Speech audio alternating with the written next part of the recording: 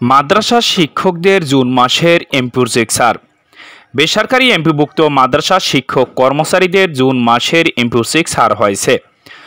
অনুদান বন্টনকারী ব্যাংকগুলোতে চেক পাঠানো হয়েছে। শিক্ষক কর্মচারীরা আগামী 15 জুলাই তারিখের পর হতে সংশ্লিষ্ট ব্যাংক থেকে বেতন ভাতার সরকারি অংশে টাকা তুলতে পারবেন।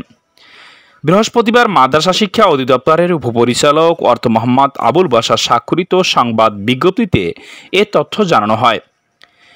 বিজ্ঞপ্তিতে বলা হয়, মাদ্রাসা শিক্ষা অধিদপ্তরাধীন বেসরকারি শিক্ষা প্রতিষ্ঠানসমূহের মাদ্রাসা শিক্ষক কর্মচারীগণের জুন মাসের বেতন ভাতাদির সরকারি অংশের 4টি চেক অনুদান বন্টনকারী অগ্রণী ও রূপালী ব্যাংক লিমিটেড প্রধান কার্যালয়, জনতা এবং সোনালী ব্যাংক লিমিটেড স্থানীয় কার্যালয় 5/6/2024 খ্রিস্টাব্দ তারিখে হস্তান্তর করা হয়েছে। শিক্ষক কর্মচারীগণ আগামী 11/7/2024 খ্রিস্টাব্দ তারিখের পর সংশ্লিষ্ট ব্যাংক হতে জুন 2024 মাসের বেতন ভাতাদির সরকারি অংশ উত্তোলন করতে পারবেন। উল্লেখ্য, প্রতি মাসে সরকার ব্যাংকের মাধ্যমে এমপিভুক্ত শিক্ষক কর্মচারীদের বেতনের একটি অংশ পরিশোধ করে। তবে এর কোনো নির্দিষ্ট তারিখ নির্ধারণ করা নেই বলে শিক্ষকদের আগ্রহ থাকে কবে এমপিও চেক ছাড় করা হবে।